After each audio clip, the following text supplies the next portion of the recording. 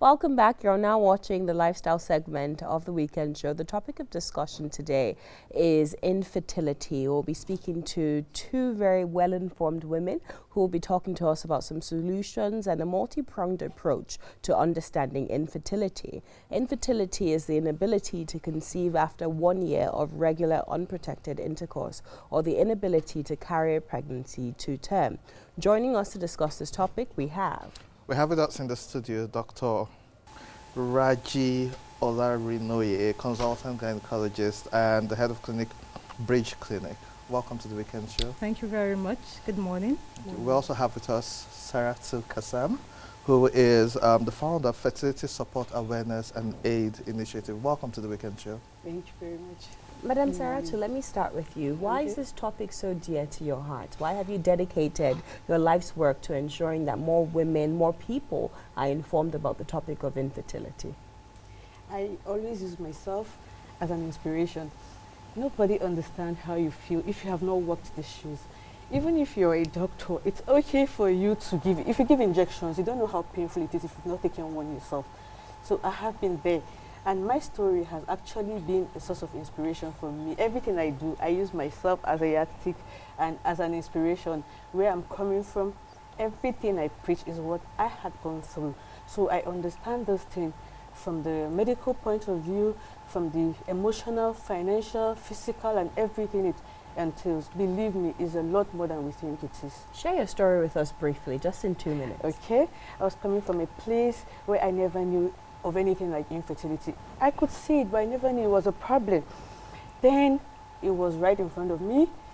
I got married and I was thinking I was going to get pregnant just like every other person. It was like a year, there was nothing, and I was slammed with this ectopic pregnancy. And I had to lose a tube. I had just one tube left. And then it was like the only way I could get pregnant was through IVF because the one tube left was also blocked. And then I had this diagnosis of tubal blockage. I went through IVF, it didn't work. And I did so much. I learned so much on infertility.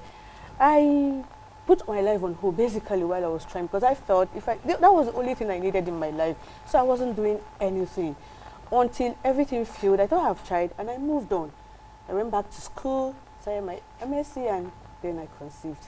And today, just like that, I have 1, 2, 3 kids, and they all came naturally on their own. Congratulations. Sarah, I want to really commend you on your strength and your will to even push this forward by starting a support group of sort and an aid initiative. But Dr. Olarinoye, talking about Nigeria, how real is this problem? What's the skill, especially in your profession? All right, so infertility is actually very, very common. It's estimated to affect 1 in 4 couples. Wow. And you and I know at least one couple that has infertility. They're everywhere around us. In our family, our friends, it's quite common. And it's a real problem because it causes a lot of emotional stress, like she said. And there's a lot of pressure in this part of the world for women to conceive immediately. Like the first year of marriage, everybody's like... The first month of marriage. Yeah, that's... So sometimes you see people who have just been married a month and they're already in the clinics asking that they want to get married. But that's not infertility. But it's too common, if I could use that word. So, and it causes a lot of stress, physically, financially, it causes strain even in mentally. families, mentally, in marriages. Unfortunately, there's a disproportionate pressure on the woman to conceive. And people are not aware that men and women contribute equally. But from your professional experience, yes. What's the balance? Is it more of the social conception that it's just the women, or is it a 50-50 scenario from a professional angle? So from a professional angle, men and women contribute equally to infertility. In 30% of cases, it's solely from the woman's point. The cause is from the woman's side. In another 30%, it's the man that has issues. In another 30%, the both contribute equally. In 10% of cases, you can't find any cause. So, but recently, we've seen a lot of men taking the initiative to come into the clinics and then seek help, sometimes even before their wives come in. So I feel that the advocacy is already gaining grounds, and then men are realizing that they also contribute to infertility, and they're taking the bull by the horns and seeking help too. Dr. Raji, you've reeled out some very glaring statistics. You said 1 in 4 couples suffer from infertility. Yes. 30% is caused by women, 30% by men, 30% by both couples, and 10% by an unknown cause. So what, from your research, from your experience, what are some specific actions or inactions that lead to infertility? All right. So in Nigeria, the commonest form of infertility is what we call secondary infertility. Okay, secondary infertility means that a woman has conceived, or a man or a woman has conceived in the past, but now find it difficult to conceive. That's the commonest form in developing countries, one of which is Nigeria. In the developed world, it's more of primary infertility. That means the couple has never conceived before. And again, the commonest cause of secondary infertility in Nigeria is tubal blockage, meaning that the tubes are blocked. And what leads to tubal blockage usually is due to infections. So infections could affect the tubes. And the tubes are very delicate structures. We know that the tubes connect the ovaries to the uterus, and the tubes pick up eggs from the ovary, and fertilization occurs in the tube. So once the tube is blocked, egg and sperm cannot meet and fertilization cannot occur. The commonest cause is still infections, of which sexually transmitted infections are the commonest causes of tubal blockage. So things like gonorrhea, there's what we call chlamydial infection. Unfortunately, for chlamydial infection, which is quite common, most women are not even aware that they have an infection. There's no symptom. It's silent, but it's causing so much damage. Okay, so the woman just continues living her life, not aware that she has an issue. So safe sex is very important, and we cannot overemphasize that. Being faithful to your single partner, abstinence if that's possible, correct and consistent use of condoms will help reduce sexually transmitted infections. Aside from that, other infections that follow abortions, like unsafe abortions. We all know that abortion is still illegal in Nigeria. But we also know that people are having sex and are getting pregnant. And somehow they find a way to do it. Unfortunately, most of them go to charlatans and crooks who cause so much damage in unhygienic conditions. So then they have what we call post-abortal infections, which can also damage the tubes. Also, women who who have their deliveries in unsafe places, unhygienic places, could also have infections following delivery, and that could lead to tubal infection. Tuberculosis is now rare. It could also cause blockage of the tubes. But there are also other causes too. Infections could also affect the lining of the womb, which we call the endometrium. That lining of the womb is where the embryo, that's the baby, implants on. Okay? And it's like if you're planting a seed on a soil that is not fertile, even if you have the best eggs or the best sperm, it's not going to take. So infections could also lead to damage to the endometrium. Abortions, where they scrape the endometrium off and leave scar tissue in its place, could also lead to that. So these are some of the actions that affect it. Lifestyle factors like smoking. Smoking is very deleterious, especially to sperm cells. Affects the quantity, affects the quality, affects the movement of sperm cells. That's smoking for the men? For the men. Okay. It also affects the quality of eggs in women and leads to rapid egg depletion. So there's what we call the ovarian reserve in women. Women, unlike men, do not have the ability to produce eggs continuously. Okay, so we are born with a fixed number of eggs, or rather a maximum number of eggs at birth, about 1 to 2 million. And as we grow older, they reduce in quantity and quality. There's nothing we can do about that. That's why they nature. pressure us to get married so quickly. So you have, yes. Yes. But is it true that at 30, then your eggs, can you talk to me more about that? The whole conception that at 30 your eggs have reduced or depleted to, you know, a certain number, and you can't have, you know, it makes it more difficult for you to have kids at that age. All right, so like I was saying, you know, the eggs, imagine the tank full of water, and then the tap is open, and you're not replenishing it. So the eggs just keep reducing in quantity and quality as a woman ages. From the age of 35, the rate at which this depletion occurs, it becomes even faster. And this continues until there's nothing left and menopause occurs, right? So from 35, actually, fertility starts to decline rapidly. And that's why we advise women to try and conceive before then. It's good to complete your family size before 35, but we know that it's not always feasible for the majority of, for a lot of women. So we're not trying to place pressure on women, but there are other solutions to this, and this is one of the things I'm sure she advocates about. Women do not know that they can freeze their eggs. Okay, they do it a lot in developed world, but in this part of the world, a lot of people come in at 45, they want to get pregnant, they have no useful eggs. And they say, oh, but why didn't you tell us? I didn't know I could have frozen my eggs. There's nothing as gratifying as seeing a 49-year-old woman walk in and say, oh, I froze my eggs 15 years ago in the US. Can I ship them down here and use them? It's so heartwarming. So women should know that this facility exists. If you're approaching 35 and you're not in a stable relationship, please freeze your eggs. Saratu, what are some of the societal pressures and concepts that you've heard of in terms of freezing eggs? Is it okay? Is it societally accepted? Is it religiously okay? Is it culturally okay? From religious point of view, like I'm a Muslim, it's not actually okay it's not allowed for you to freeze your eggs. But then if you look at it from the angle she was talking about, she talked about awareness. I looked at infertility from the aspect of awareness. People are not aware of the consequences of those things they do.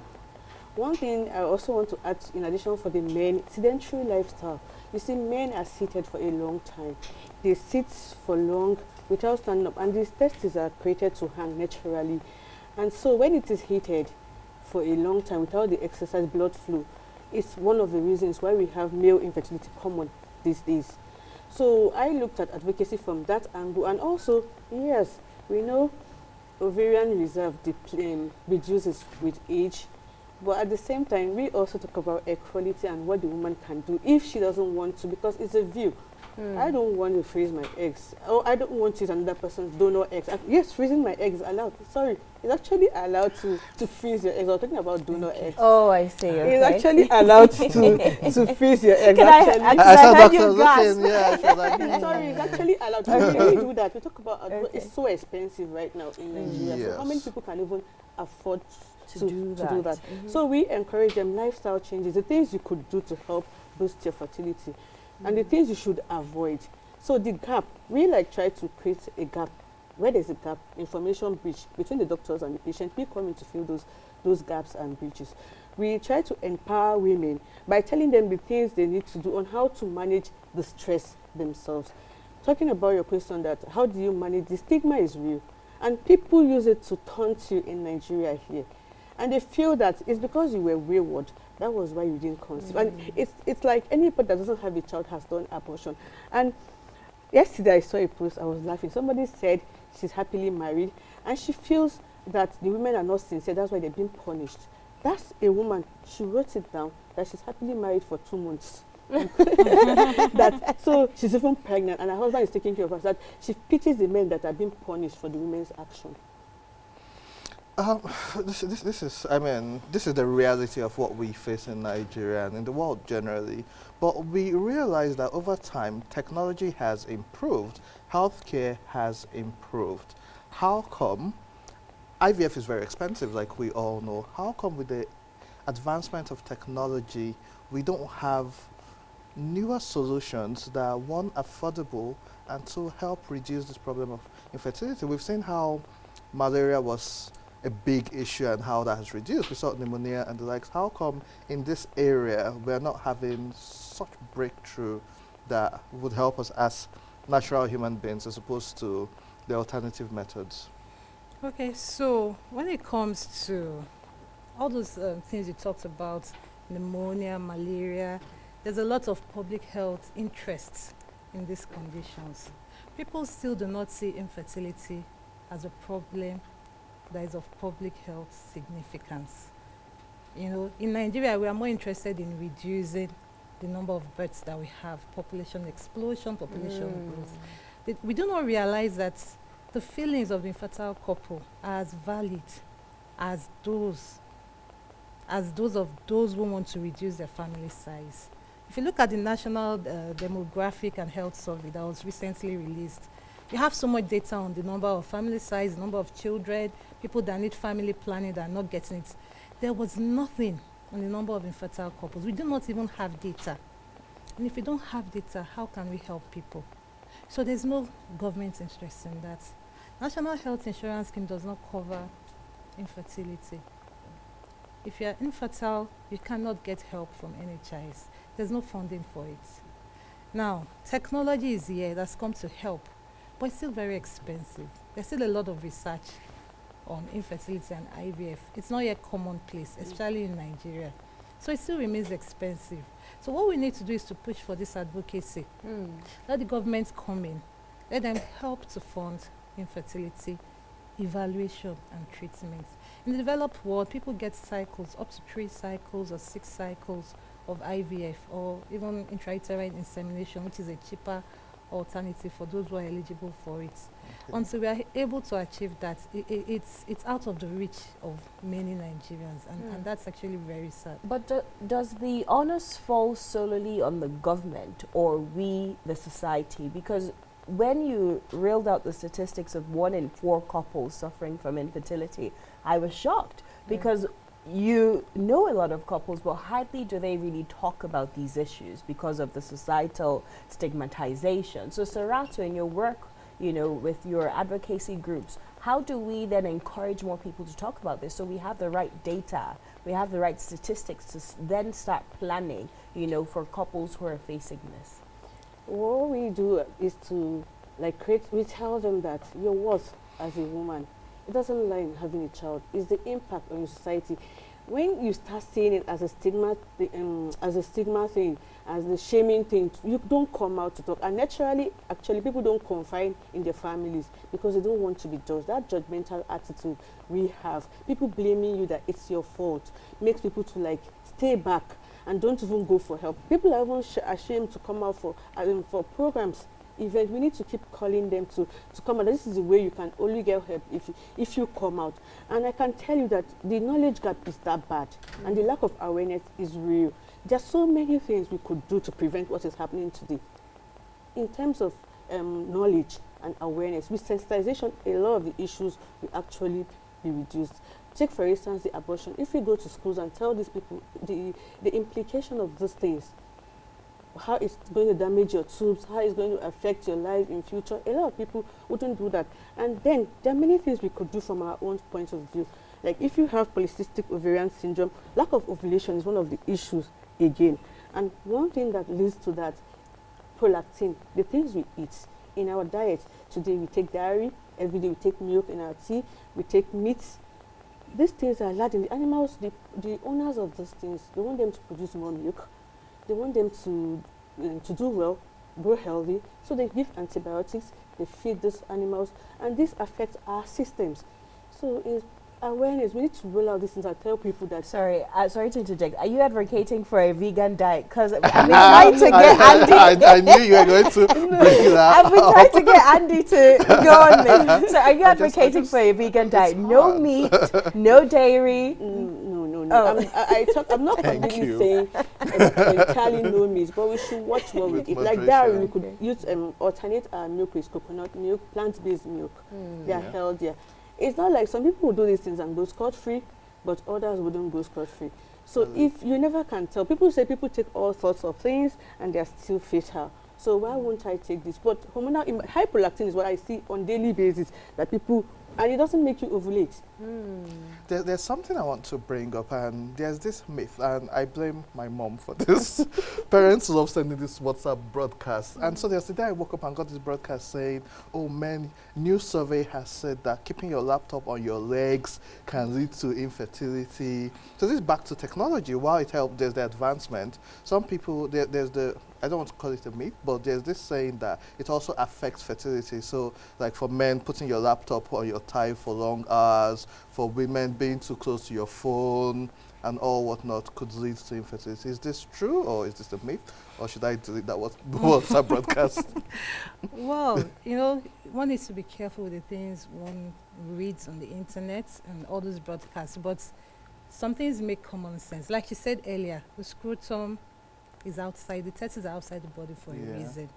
The sperm cells do not like heat. So putting your laptop on your thighs, it makes common sense to me, even though I've not seen any study that backs it up. Okay. My mom would be very happy. See, I told you. I've not seen any study that backs it up. But I just also wanted to add to some of the things she mentioned when it comes to advocating and prevention. Okay, one common thing is also obesity. Obesity affects fertility in both men and women. Okay, and then maintaining a normal body mass index is very, very important. If a woman loses at least 5 to 10% of her body weight, that might convert her from not having ovulation to having ovulatory cycles and then menstruating regularly. Sometimes while you're working up a client for treatment and you tell them to lose weight, you end up not doing IVF or any other thing. She just gets pregnant just from losing weight. So these things are very important. And when it comes to diet, yes, reduction of red meat is very important. A lot of vegetables and fruits and nuts are also very good. Okay, oils, unsaturated fats like avocado oil, canola oil, sunflower oil, they're also good for fertility. This has been shown. So we should learn to incorporate such in the diets of children so that they grow up that way. Fish, omega-3 fatty acids, rich in omega-3 fatty fish is also good. So this also helps. Walnuts especially are good for men too. Yeah. So you may want to start take down walnuts. So I want to open up the phone important. lines because I'm sure a lot of women are watching, a lot of women and men are watching, and they have questions about this. So let's open up the phone lines. The number to call is 080 537 89021. That's 080 537 89021. If you have questions about the topic we're discussing, do call in, introduce yourself, and get straight to the point. Dr. Raji, I love the fact that you just mentioned, or you just buttressed Saratu's point in terms of what to do and what not to do. And I want you to also reiterate on something you said earlier. The major cause of infertility, a lot of the society thinks you must have had an abortion before, you must have done this before. So reiterate on that secondary infertility that you were talking to us about. Okay, so like we said, tubal factors are still the commonest cause in this part of the world. Of course, there are also other reasons. Let's not forget the men. Sometimes it's just the man, okay? And sometimes the woman is not ovulating due to conditions, abnormal hormones in the body. So let's not think that, if a woman has not conceived, she must have had an abortion in the past or she's wayward. Like I said, people get sexually transmitted infections even in marital relationships. And again, the woman, most times, there's no symptom. She's quite unaware. So she's not even able to treat it. She doesn't even have the chance to treat such infections. So the fact that a woman is infertile does not mean she has been wayward. Okay, and when a woman has ectopic pregnancy, the tube has to come off most times. And then automatically that tube is gone. There's no way she can get pregnant, have fertilization in that particular tube. Some people are unfortunate, I don't want to use the word unfortunate, have ectopic in one tube and then the other.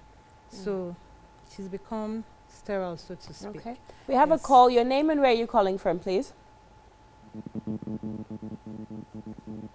Hello, your name and where are you calling from? Hello, my name is Suleiman. I'm calling from Abuja. Hi, Tunde. What's your contribution to the conversation? My name is Suleiman. I'm calling from Abuja. Suleiman? My contribution on the conversation is to ask, what is the effort? Go ahead. Can you hear me? Yes, we can hear you. Go ahead, please. What is the effort of the government in ensuring that couples that have challenges of infertility incorporated in the National Health Insurance Scheme? Okay, thank you so much for your question. So, did you get that question? What effort should the government make to ensure that couples who are suffering from infertility are incorporated in the National Health Insurance Scheme? Which of you want to take that question? I think Dr. actually mentioned that earlier when you spoke about how currently it's not being covered. Yes. So is this one of the things government should support with and even subsidize? Absolutely. And this is where advocacy comes in. We need to keep advocating for infertile couples. Their wants, their needs are valid.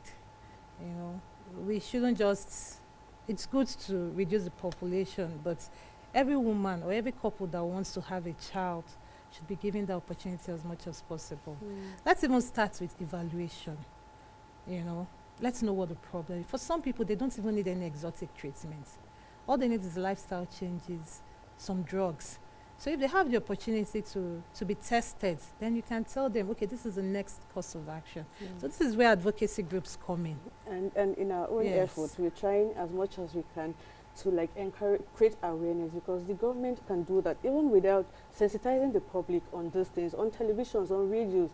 We go on air. Like this year, we had 3 events to help those who are trying to conceive, to create awareness and tell them these are the things you can do to make these things better. Or planning, managing the stress. Like for next year, we had a program. We're trying to tell them how to manage stress by going back to those things they love. Even before they started trying to have these babies, they had a life before. They were happy people. So we like tell you, go back to those things. And then the whole awareness thing is a general thing. You and I need to know that is a problem. Even this, we can force the government to do something about it. But when we see it as it being an abortion thing and people being reckless, we are not doing anything. So the government, but if we push up, all of us put our voices together, the doctors are doing theirs, we're doing ours, the government wouldn't even have a choice. Most definitely. We have another caller. Your name and where you're calling from, please. Hello, good morning. Good morning. Your name and where you're calling from. Yeah. My name is Igbinedion. I'm calling from Madaki. Okay, what's your contribution? Oh, my name is Igbinedion. I'm calling from Madaki.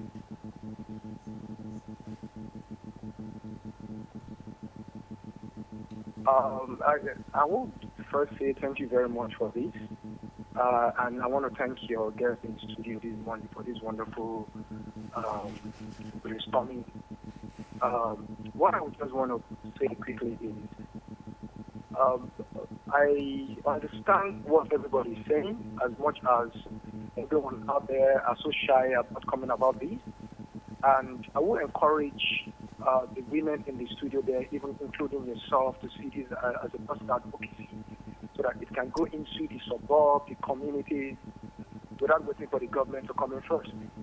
Because the first thing we need to do as people is what you're doing now, but not everybody have access to watch TV, not everybody have access to internet, not everybody have access to what we call social media today.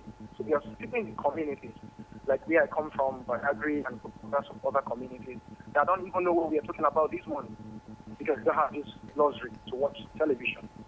So my own contribution would be, if we can take these down and take down to the grassroots in the little way we can, that will also help to sensitize people there, because some of these at the end of the day, where they will say, your mother-in-law that is witchcraft, your father-in-law, you must pay for this, you must pay for that.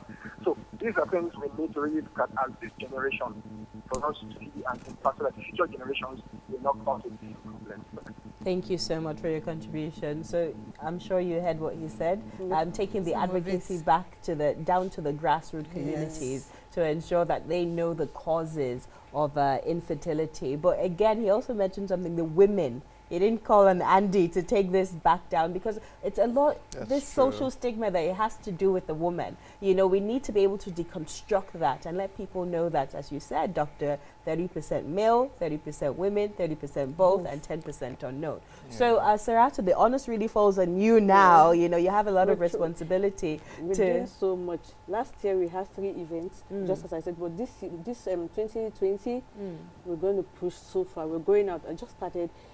Most of our works before were online. We're over 1 million members in our community. So all the advocacy for the past 2 years has been online. But this year we decided to do offline activities as well. Invite general public, not only those that are trying to conceive, because you need to know somebody is suffering to even come in and help the person. I wasn't even aware there's an issue like that, even though my aunt was going through it, my friends were going through it. It was when I went through it I understood the gravity of the situation. So also we're trying also to do empowerment programs, because once you're not doing anything, the stress is real. And then you see that domestic violence comes into it. As a woman here, you don't have a say in this community. In your husband's house, if you don't have a child, who are you? The in-law takes over. So, but if you're busy, it takes your mind off it, and it helps you with the stress as well. So everybody has to be.